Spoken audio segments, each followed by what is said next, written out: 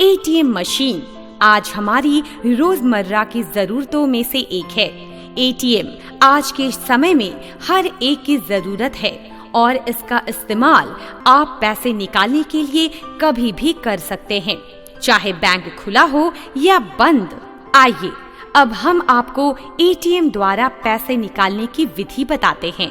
ये है एटीएम, इसे कहते हैं एटीएम कार्ड। एटीएम कार्ड के मिलते ही यहाँ पर अपना दस्तखत यानी कि हस्ताक्षर करना चाहिए।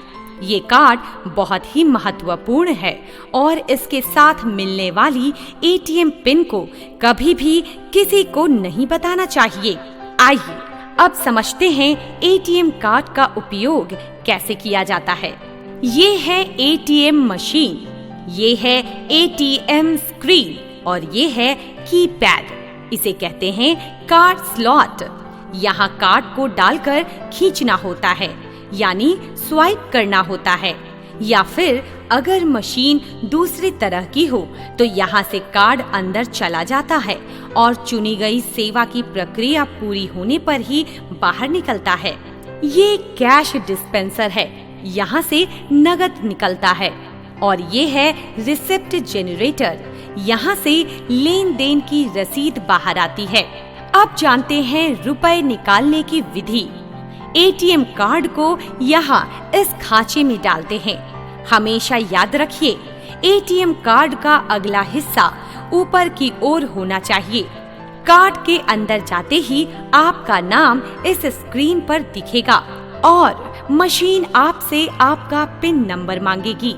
पिन नंबर डालते ही एटीएम मशीन आपको रुपए निकालने के साथ साथ अन्य कुछ विकल्प भी देगी।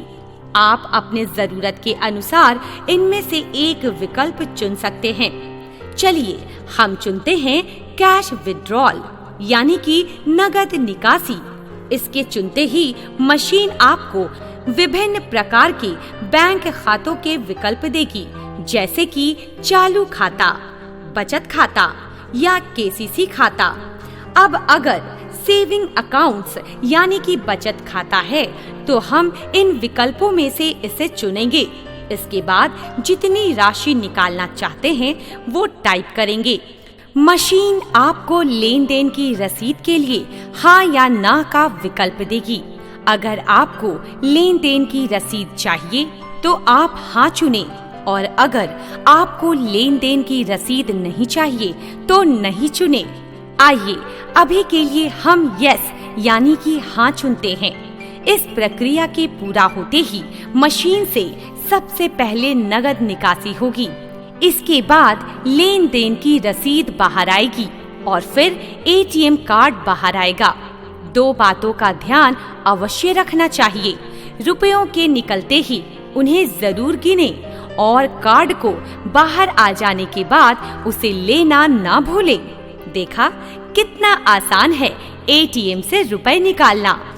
मान लीजिए अगर कार्ड मशीन में फंस जाए या गुम हो जाए या फिर चोरी हो जाए तो घबराना नहीं चाहिए। अपने बैंक के निकटतम शाखा में संपर्क कीजिए और एटीएम कार्ड ब्लॉक यानी कि निष्क्रिय करवा दीजिए और बाद में फिर से नए कार्ड के लिए आवेदन दीजिए।